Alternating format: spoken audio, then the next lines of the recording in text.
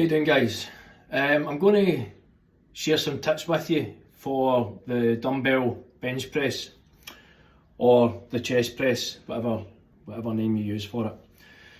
So with the dumbbell chest press, first of all, I'll give you the advantages over a barbell.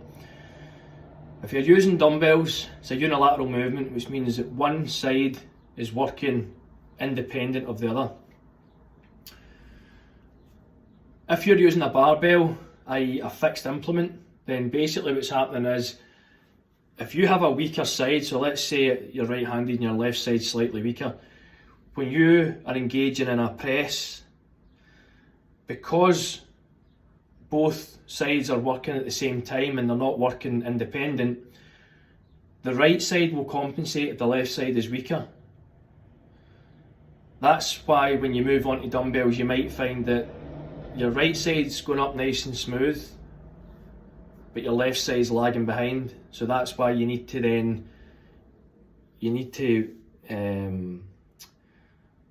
negate this imbalance, which means focus on maybe like a single arm dumbbell press until this side catches up, or a single arm cable, fly, press, whatever. Basically focus on one side until it balances out. When you're using dumbbells, you need to use them to your advantage. So a dumbbell is better for range of motion because obviously you're not restricted by a fixed implement, so you can get a really deep stretch when you're performing a dumbbell press. You need to work out whether or not you're training for strength or you're training for hypertrophy, i.e. bodybuilding, building muscle. If you're training for strength, all you're worrying about is pressing the weight for A to B, right? So as much as your form is still important, it's not the key factor, because if you can bench 100 or 120, whatever the weight is, if you can bench that from your chest to full extension, it counts. So if you're bodybuilding, it's totally different. We're not focusing on how much weight we can press. Yes, we need to press heavy to stimulate muscle growth, but the primary function for us is time under tension and building muscle. Where it's key is you need to make sure that you've got the mind-muscle connection. So if you are just going through the motions, lackadaisical, pressing the dumbbell, and you're really not thinking about it, or you're talking to your pal who's standing next to you, you're not concentrating in the muscle you're trying to work. So in particular for pectoral muscles, there's other muscles that try and take in on a bench press. So your front delt, obviously your triceps, a bit of biceps as well. Your lats in here are a huge stabiliser for bench press. Your lats will act like a springboard. Okay, so when you lie against the bench, your lats are supporting your frame. When you get to the bottom of a bench press, if you think about it like a coiled spring, so a spring compresses, when it gets released, it's explosive power. When you come down, you engage your lats, keep them tight, keep them under tension, and when you get to that full deep range and you go to press up, when you initially engage the press, your lats are the springboard.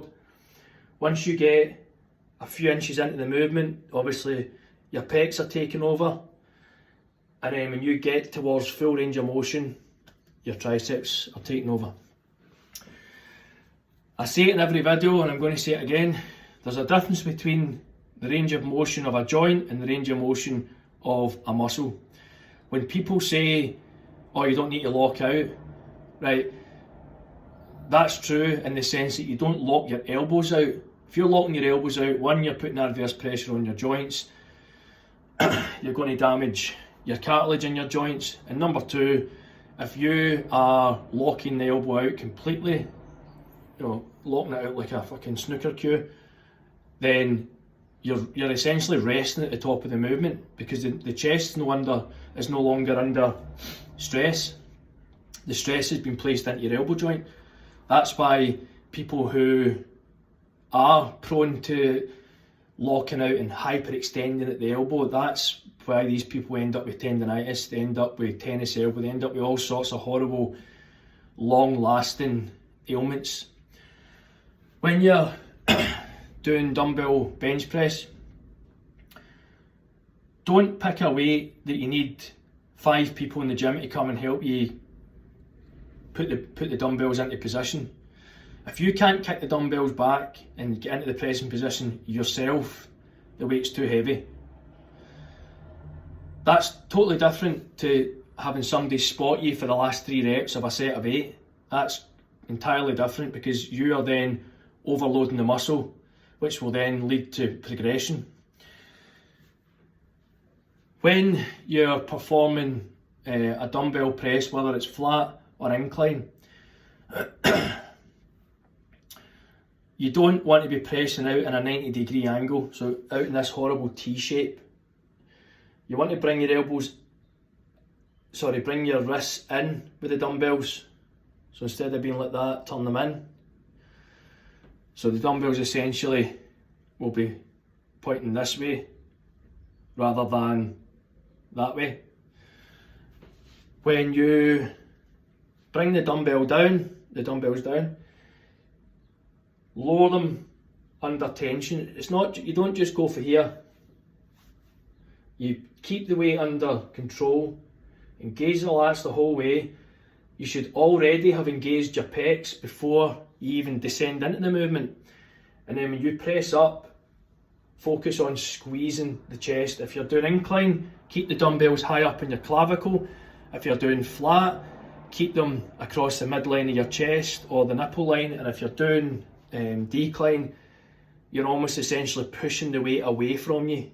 So keep the dumbbells out, like underneath your chest, the bottom of your chest. Other things to bear in mind.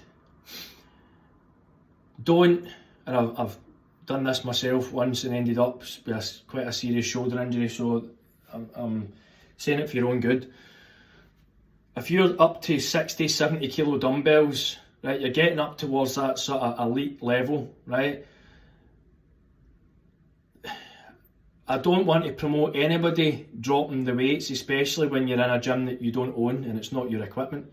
I've never heard a gym owner say, well done for flinging my 500-pound dumbbells onto the floor and breaking the casing inside.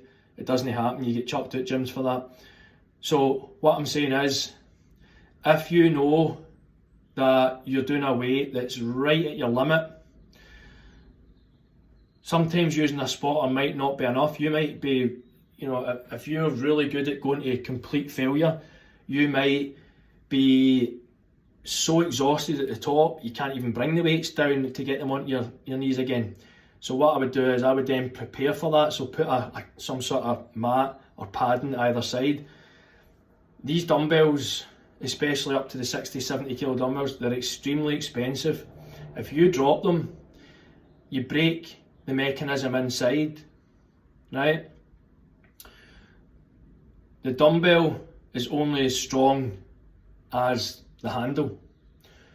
And if you're constantly flinging a 70 kilo dumbbell from, let's say, 3 or 4 foot onto the ground, whether it's a reinforced floor or whatever, that dumbbell is going to be compromised inside. That then means that the next person that picks the dumbbell up, there's a risk that that dumbbell could essentially crumble while they're pressing it. So have a bit of respect for other people's equipment. Only use a weight that you can support yourself, and focus on the muscle, the intended muscle. So for chest, for dumbbell presses, we're obviously talking about the pectoral muscles.